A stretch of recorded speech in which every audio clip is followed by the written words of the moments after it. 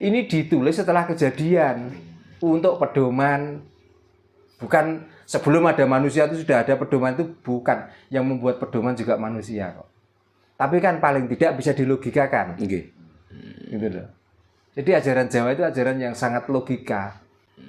Bukan khayalan, bukan angan-angan, bukan. Angan-angan yang bisa dilogikakan itu baru menjadi Jawa.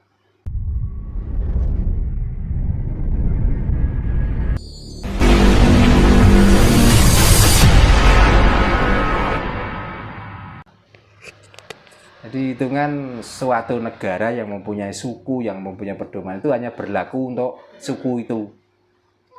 Gitu. Nah, mesti ada metodenya. Kalau orang Jawa ya berarti pakai hitungan putaran rembulan ini. Iya. Gitu. Ya, itu yang bisa saya jawab. Mungkin masih ada pertanyaan lain. Ini Pak, mungkin satu lagi Pak. Iya. Terkait hitungan Jawa Pak. Tadi Pak Doro menyebut ada Pahing, Kliwon, Legi, Wagipon nggih. Iya. Asal usulnya itu dari mana Pak? Kok dinamakan Pahing, Kliwon? Orang Jawa itu belajar dari keadaan tubuh kita sendiri. Termasuk di dalamnya adalah ponsendrio, Nggih. badan wadak, badan alus, sukmo ingkang ngembani rogo, rogo ingkang ngembani sukmo. Dari situlah maka hitungan itu ditandai bahwa ini adalah ponsendrio, legi, kiblat, wage. Ya, 8 karena unsur manusia itu dari 8 unsur maka ditandailah kalau di situ kliwon. Ya, pon. Nggih. 7 yang ada di dalam tubuh ini yang sangat urgent atau yang sangat penting. Maka di situ pon. Kalau ini diure ya mungkin berjam-jam, tapi ringkasan dari yang ditanyakan seperti itulah. Makanya ada yang di komen itu mengatakan, nah manusia itu tahu kejadiannya. Nah dulu yang nulis kejadian itu siapa? Ini ditulis setelah kejadian untuk pedoman, bukan sebelum ada manusia itu sudah ada pedoman, itu bukan. Yang membuat pedoman juga manusia kok. Tapi kan paling tidak bisa dilogikakan. Gitu loh. Jadi ajaran Jawa itu ajaran yang sangat logika.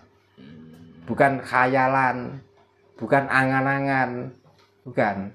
Angan-angan yang bisa dilogikakan itu baru menjadi Jawa.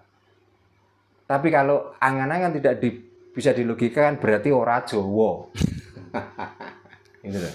Nggih. Ya mungkin nanti itu bisa dibahas di sesi berikutnya Pak nggih. Tentang pasaran hari Pak.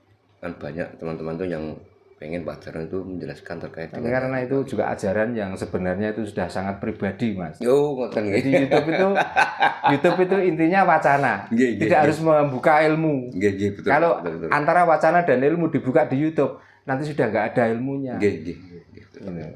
Monggo Mas, nanti ada tambahan. Terus satu lagi Mbak, mungkin udah banyak dibahas di media sosial juga tentang arti syahadat. Kalau menurut panjenengan pripun? Kan semua syahadat itu kan asyhadu alla ilaha illallah wa asyhadu anna Muhammadar Rasulullah. Saya bersaksi bahwa tiada Tuhan selain Allah, Muhammad utusan Allah. Namanya bersaksi itu kan harus melihat, tapi selama ini kita tidak melihat. Kalau menurut panjenengan pripun? Karena saya sendiri ya tidak pernah ya. Kalau nikah dulu memang pakai asyhadu alla ilaha illallah wa asyhadu anna Muhammad Rasulullah. Tapi karena saya itu punya syahadat sendiri, jadi itu sebenarnya harus kita urai sendiri dan kita harus menemukan sendiri. Karena syahadat yang sebenarnya adalah syahadat panatep panotogomo. Ya, syahadat panatep panotogomo itu diurai dari ini kalimosodo. Itu kalau di syahadat cuma 2 yang harus dipercayai. Kalau di Jawa itu harus ada 5 yang harus dipercayai oleh manusia, akan menjadikan 2 kalimat syahadat. Sampai nanti merujuknya kepada Tuhan dan pada utusannya. Jadi ngomong hidup, kita itu harus tahu mana yang dinamakan hidup dan siapa sumber hidup. itulah baru kita bersaksi bahwa tiada Tuhan selain Allah. Yang disaksikan itu adalah antara yang hidup dan yang menghidupi. Lalu Muhammad Rasulullah dan Muhammad menjadi utusan. Pertanyaannya, Muhammad ini sosok apa cahaya? Gitu loh. Apakah sosoknya, apakah cahaya Muhammad itu yang kita saksikan sehingga kita berani menjadi utusan? Nah, utusan apa? Ya utusan hidup ini loh. Jadi kita sudah diutus untuk hidup ini. Nah, kita menjalankan hidup itulah yang dinamakan utusan. Ini juga perlu apa ya? Penggalian yang sangat luar biasa. Jadi ya, sebenarnya tidak menyalahkan bahwa kalimat asyhadu alla ilaha illallah wa asyhadu anna Muhammad Rasulullah. Itu kalau orang sudah paham, ya dia akan menjadi manungso. Tapi kalau tidak paham, dia akan menjadi menungso. Sama saja. Jadi hanya bisa mengucap tapi tidak bisa merasakan. Kadang kita itu sudah merasakan tapi untuk apa diucapkan? Maka setelah itu jadilah penetap panoto gomo barunan. Ya itulah orang yang beragama. Kalau sudah mengetahui dua kalimat syahadat itu. Nah, agama bukan label atau perilaku, bukan label atau budaya. Tapi agama adalah perilaku, kita tetapkan. Gitu. Jadi kalau agama hanya mengikuti budaya itu bukan beragama, itu pelaku budaya dari agama. Gitu loh. Kalau kita sudah benar-benar beragama dan memegang dari agama itu, kita penetap kok. Penetap dari agama itu tuh. Jadi nggak perlu kita tuh memilih waktu jam sekian menyembah, jam sekian menyembah untuk apa? Ya kita hidup ya menyembah terus. Karena kita sudah asyhadu alla ilaha illallah. Tidak harus menunggu waktu gitu. Tidak harus menunggu waktu. Nah, ngapain? Nah, selain waktu itu ngapain kita? Apa kita untuk memaksa jasad ini untuk kerja terus? Apa memaksa perut ini harus dimasuki makanan terus? Maka orang yang sudah bersahadat, yang sudah benar, urip mangan niku ora kanggo urip, ning urip iku kanggo mangan. Itulah orang yang sudah memegang dua kalimat syahadat. Maka di situ ditetapkan panetep panoto gomo. Ya, nanti kalau tentang ureannya setelah ini. Iya, betul Pak. Nah, karena ini jawaban singkat mawon. Ya. Jadi begitulah.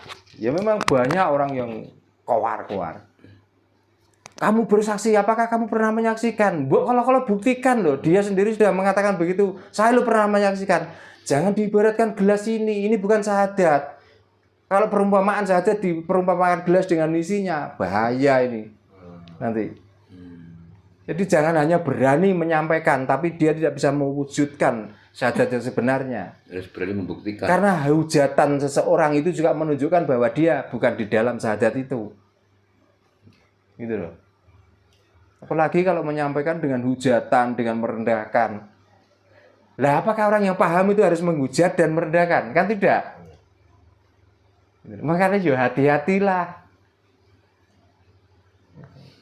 Makanya setiap ada ucapan itu kita selaraskan dalam, karena dari kedekapitanan Jawa itu banyak metode untuk membuka tabir itu. Jadi kita itu jangan pernah terhalang oleh tabir. Kalau kita itu terhalang oleh tabir, kita bisa melaksanakan tapi tidak pernah bisa merasakan.